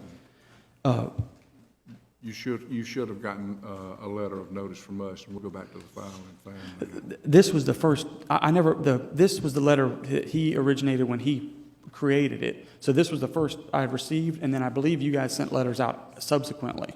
And then I came to the meeting on August 30th, 2011, my daughter Amelia Stevenson's first birthday, to be here to voice my concerns about this. And so that was the only public forum I was made aware of that I could voice my concerns. And that video, I didn't include it in the videos, but I did stand here at this podium that day and address the commissioners of my concerns at that point in time. But that's the important date to us, is when we have the rate hearing and based on the petitions. So I'm not sure if somebody wants to address that or not, but I'm curious about that. Secondly, I'd like to draw attention to an additional guideline in the MSBU regarding the overages. The MSBU guidelines state if the bid costs come in 20% or more higher than the original estimated cost, a new petition will be required. The county was informed on March 20th, 2013, that the lowest bidder for the Cornell and Georgetown Court MSBU was 31% higher than the original estimate by Mr. John Ori. You can look at document 2, is where it's the copy of the document that the county received with the overage. When the bid was discussed on March 25th, 2013, the county administrator, Mr. Hunter Walker, brought the overage to the attention of the commissioners and references the historical precedents set with overages, as well as noting the requirement in the MSBU guidelines. And I've got a video clip of that if you'd like to review it, but it essentially shows Mr. Walker stating that to the commissioners. Immediately after, Commissioner Lyncher states that a substantial landowner is currently out of town and he would like to discuss it with them prior to ruling. And the key word for me there is substantial. That was Mr. Lynchard's words. Those were his words out of his mouth. And again, that's why I said that if you guys would like to watch the video, it's on the video. Before I proceed to subsequent meetings, I'd like to question that response. Referencing the MSBU guidelines, each property owner equates to one vote, regardless of the number of lots owned. If that guideline is true, why would Mr. Lynchard need to consult a substantial landowner and not all of the landowners affected by the MSBU?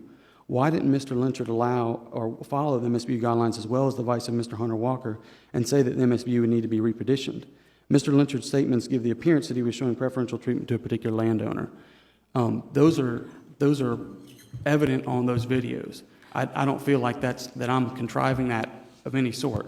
Those were your words, Mr. Lynchard. They were, and I was referring to someone who owned a substantial amount of property in there, and the reason was because after he became aware of the bids, he wanted the project to move forward and offered to fund 100% of the overage on the MSBU. And at the end of the day, he kicked in $59,000 in cash and another lot so that it would fall within the guidelines that we had established. I understand that. I've watched the videos where Mr. Stanley came forward and so graciously offered to pay that overage. I still, though, don't feel like your response addressed the concerns. Mr. Ori had touted the reduction in cost. The project came in over budget. I don't understand why it wasn't reviewed at that time and why you stated you were going to talk to a substantial landowner. And furthermore, you just admitted that you had been in talks with him prior. If I understand correctly, Mr. Ori is the gentleman who should have been in charge of this. He should have been the one that you spoke to.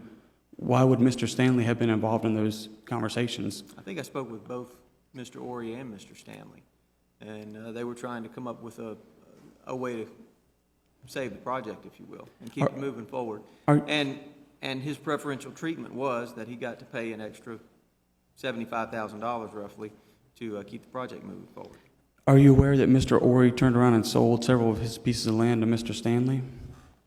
And that Mr. Stanley made that contingent not only for Mr. Ori, but also for Mr. Kugel, who was the other home builder involved in this, turned around and they sold their lots to Mr. Stanley. That was a deal they made with Stanley. He would pay the overage so that but those gentlemen would be required to turn around and sell their land to him.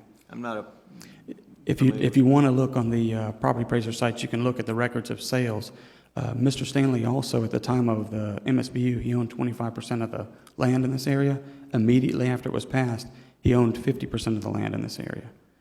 He subsequently sold some of his lots to D.R. Horton at an increase. He is not being subjected to those taxes, and I'd like to submit that neither will D.R. Horton. Those taxes are going to be pushed on to the eventual property owners. So I feel like you are showing them preferential treatment, allowing them to get a road constructed that's going to be built on the backs of other people, but they're able to profit off of it. They followed the process, the MSBU process, and it took them a long time. And then at the end of the day, in order to keep it moving forward, they did have to put in additional funds to keep the MSBU alive. Well, my question still stands. Why were not all the landowners of the MSBU contacted? Why were those gentlemen just contacted? What gave you the right to be able to contact a significant landowner and not individual landowners? They were the ones who were behind the petition. Mr. Ori was. They were both. I think you'll find that Mr. Ori and Mr. Stanley were both involved in the petition process. Okay, then secondly, why didn't you follow the guidelines that state that if it's an overage, that it's supposed to go back to repetition? Because they contributed money. He wrote a check for $59,000 to the county, and he donated one of the lots that was to be used for retention to bring it back within the guidelines. Okay. So that there was no overage for the individual property owners. All right, I understand that, but I feel like there was a deviation from the guidelines to allow this to go on. My confusion with it is, if Mr. Stanley kicked in $60,000 and he got a discounted rate to purchase land from other landowners that wanted to get out of it, in Mr. Worry's own words, he told me to my face he wanted to get out of this thing. He didn't want to have anything to do with it because he felt like he had lied to the citizens that he convinced to sign this MSBU. So he backed out, selling his land to Mr. Stanley. To Mr. Stanley. And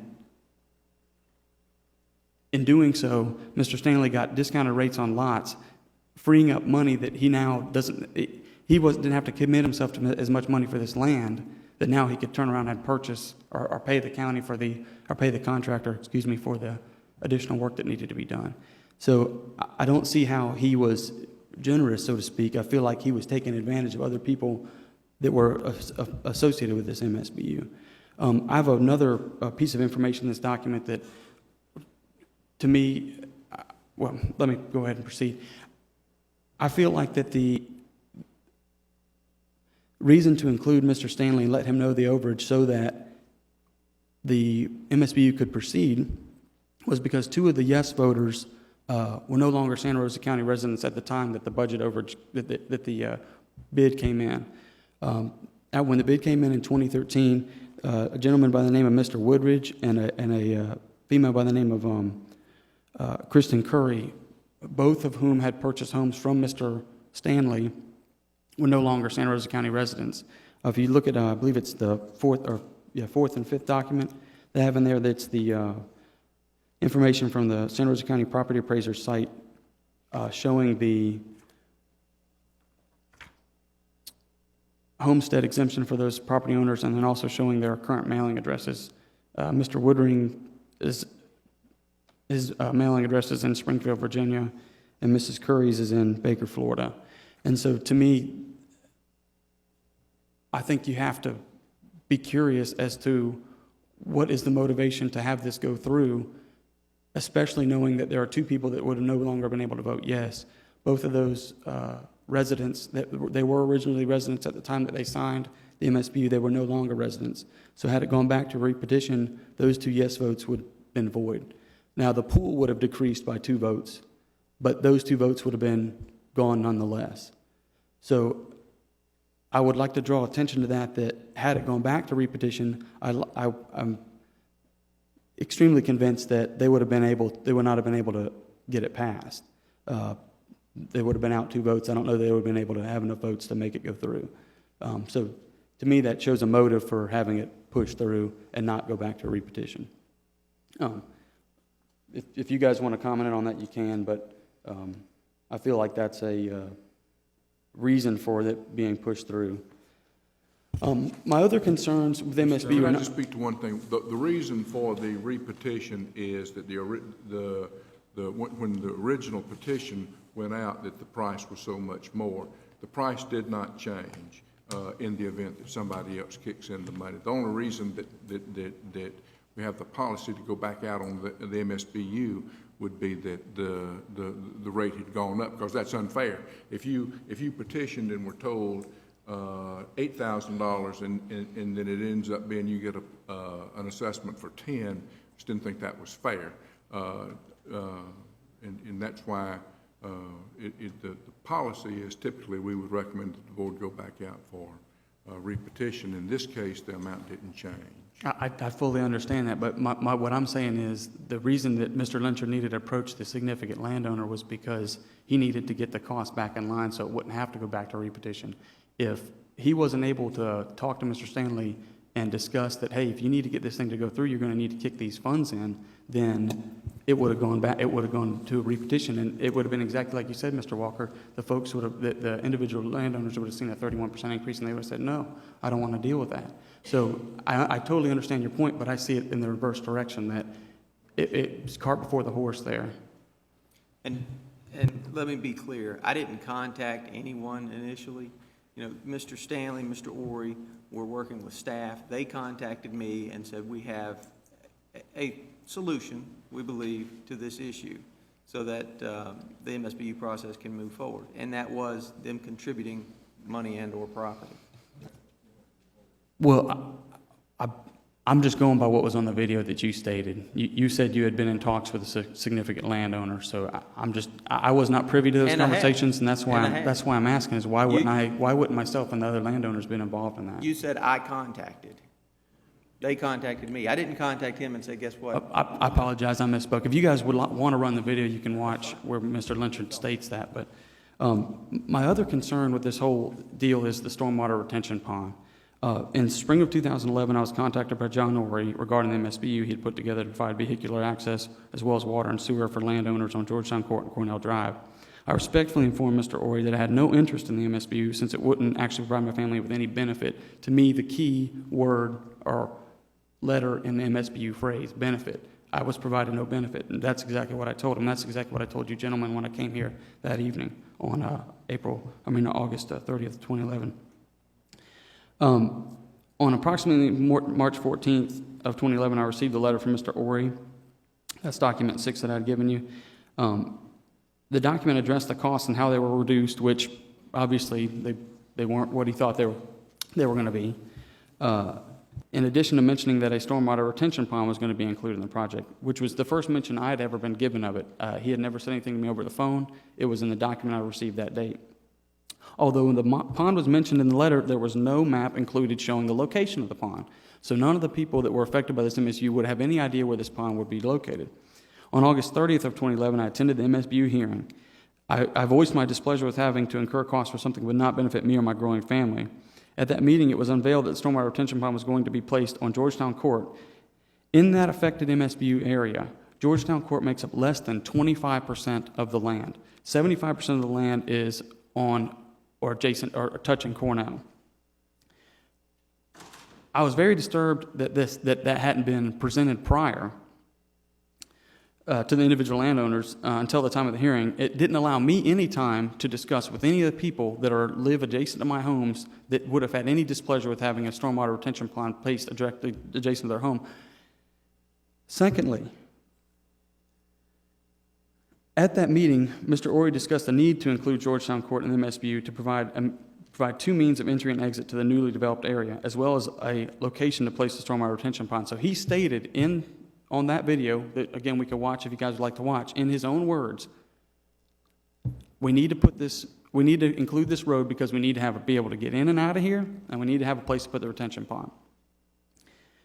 Although he states that he didn't get any unique yes votes from Georgetown Court, which I've clarified unique voters there. Those are landowners that didn't also own land on Cornell. So a la Mr. Stanley, the significant landowner, or Mr. Orey, well, actually I believe it was just Mr. Stanley and Mr. Kugel that own land on both Cornell and Georgetown. No other individuals voted yes for this on Georgetown. Therefore, if you do the math, there are, I believe, 5 landowners that are Santa Rosa County residents at the time on Georgetown Court. So 2 of the 5, 40% yes, 3 of the 5, 60% no. As it turned out, Cornell was tied into Auburn Parkway anyway at the end of the project, therefore eliminating the need for a second means of entry and exit on Georgetown Court. So I feel like the reasoning to include Georgetown Court as a means of entry and exit was bogus. Secondly, I don't know whose job this is in the county, but if they didn't tie it into Auburn, there would have been a dead end at the end of Cornell. The means of entry and exit through the road adjacent to my home, Georgetown Court, would have provided a single point of failure on that road. If an emergency, fire, accident, whatever occurred at the corner of Georgetown and Cornell, all those people the rest of the way down to Cornell would have been stuck on that road. So again, I feel that it's bogus that Mr. Orey gave you gentlemen the impression that my road needed to be included as a means of entry and exit. I believe it was all a sham to have a place to locate the stormwater retention pond, again, on a street that nobody wanted it to be located on. Nobody wanted to be included in this MSBU. My major problem with Mr. Orey's statements on the 30th of August is that it caused no concern in the eyes of the commissioners. Mr. Orey stated that there were no unique yes votes in his own words from Georgetown Court residents and landowners. However, not only did the commissioners allow the road to be included in the MSBU, but they also allowed all of the yes voters to place the stormwater drainage structure that they had to have on Georgetown Court. This appears to be a fundamental problem with the MSBU process in Santa Rosa County. How can residents from one street dictate that residents on another street have to be included in something when they clearly did not want to be?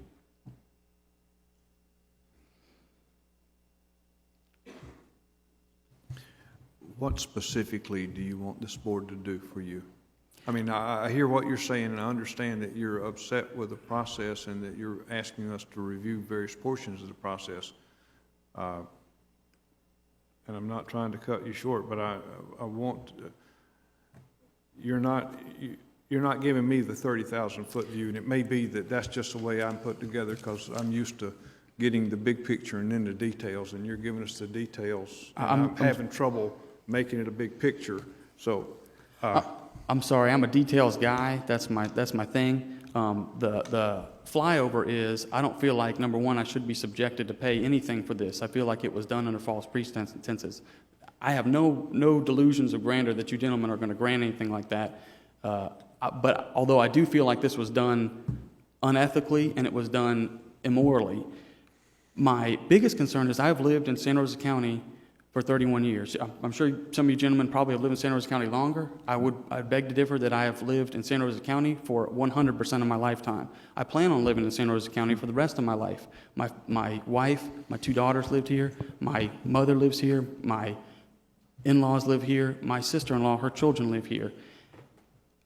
I don't want to have to be subjected to an MSBU again that neither myself nor any of my neighbors want to have anything to do with. I feel like this process needs to be retooled to prevent this from happening. Okay. Well, we will take that under advisement, and the details are very, I want to say almost expertly laid out, so we can dig through them.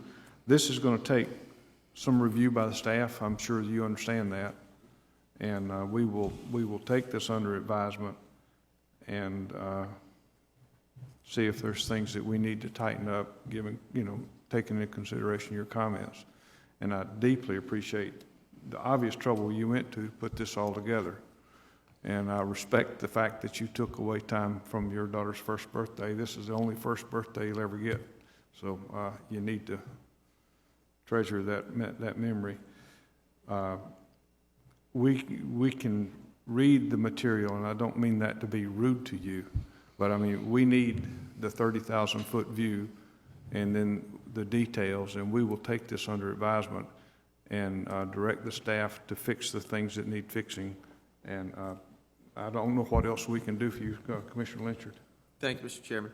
And we can also have staff take another look at the, excuse me, the MSBU itself, make sure that your lot was properly included. If there's any issue there and your lot was improperly included, then we'll deal with that. But I own 2 pieces of land, and that was one of my primary concerns originally. I am a novice when it comes to any of this type of stuff, and so when I came originally, my question was why I was being billed for 2 lot fees. That I was informed that evening by county officials that it didn't matter how the land was platted, that I had to be charged for both those pieces of land. So one of my pieces of land is on that piece of land that's technically part of that subdivision, so it would have been properly included. My primary piece of land that my residence is built on is part of a different neighborhood, and it's technically on that street, but that street Mr. Ori didn't own land on that street, and he doesn't own land in my neighborhood of Polynesian Islands. So that was my question as to why it would have been included. I'm sorry, the 50,000-foot view was what I kind of tried to state at the beginning there. The last sentence I said that that the Cornell Drive MSBU should be served as an example of how the MSBU process in the Santa Rosa County should be modified. That is my primary goal. Okay. The goal that my wife would like me to achieve is not have to pay any of these taxes for something that we didn't want. Like I said, I've got 2 young daughters. I'm trying to make sure that I do everything that I can for my daughters to succeed in life, and that money is supposed to be in their college funds, but now I'm having to use it to pay taxes for something that doesn't benefit anybody. As Commissioner Lynchard stated, and I'll reiterate, we will review it, and if it was incorrectly included, we will correct that. But be sure there are any number of people that are included in MSBUs that don't want to be there, and typically we hear from them at the rate hearing, as we did with Mr. Stevenson on his daughter's first birthday. So I mean, the That's why, yeah, I understand, this really was a different animal from the beginning, and probably was not necessarily what was envisioned when the board came through the MSBU process probably 20 years ago by now, probably in the early 90s, and it has evolved. But we'll go back specifically and look at your two pieces of property and make sure that you were treated fair on that. I'm not sure about the issues with the Greenwood Court or Green. Okay. We'll bring back. We'll send you a report and we'll bring y'all back. How much time do you think that will require? Can we tell him that he'll have something in 2 weeks or in 3 weeks? That he will have a written response from the county in 2 weeks? Absolutely. Does that meet with your satisfaction? I mean, I don't know what else we can do for you. That We is can not take a good look at it and make sure we haven't mistreated you, and if we did mistreat you, we'll correct that. That's fine with me, Mr. Melvin. I've been stewing on it for at least a year now, Well, so. I understand. I appreciate you taking your time to come down here and bring it to our attention. And Thank you for hearing me. We will certainly deal with it, and if we're wrong, we'll correct it. All right, thank you very much. Sir, are you with him, or do you have something you want to bring before this board? Okay, sir. We are adjourned.